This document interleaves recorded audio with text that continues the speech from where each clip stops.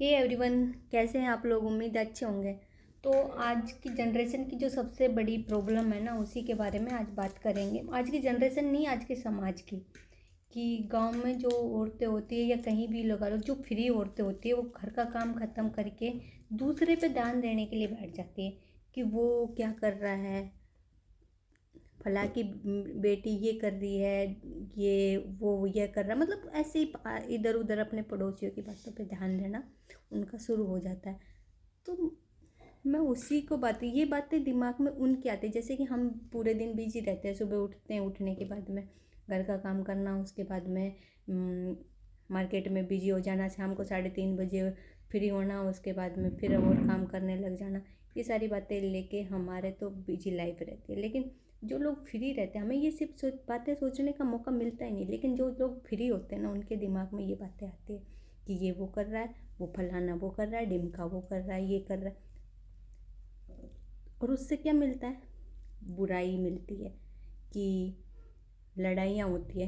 क्योंकि औरतों के बात पेट में कोई बातें पचती तो है नहीं। उसकी बात सुन के आई, वो उसके सामने बोल दी, उसकी बात सुन के आई। क्योंकि 2 दिन से हमारे घर में नेटवर्क नहीं थे, वाईफाई प्रॉब्लम चल रही थी, उसकी वजह से इन बातों पे मेरा ध्यान चला गया। तो मुझे लगा कि इसके ऊपर टॉपिक पे मेरे को एक वीडियो बनानी चाहिए। तो ये बातें कौन करता है, किसके दिमाग में बात आती है? ये बातें उनके दिमाग में आती है फालतू की, दूसरों की ज़िंदगी में ताका झाकी वो इंसान करते हैं जिनकी खुद की ज़िंदगी में से कोई मतलब नहीं रहता। उनकी ज़िंदगी में चाहे हज़ारों कमियां हो, हज़ारों प्रॉब्लम चल रही हो, चाहे घर में हज़ारों प्रॉब्लम चल रही हो, उनको कोई मतलब नहीं। लेकिन दूसरा क्या कर रहा है, उनके दिमाग में ये बातें ज़रूर चलती रहेगी।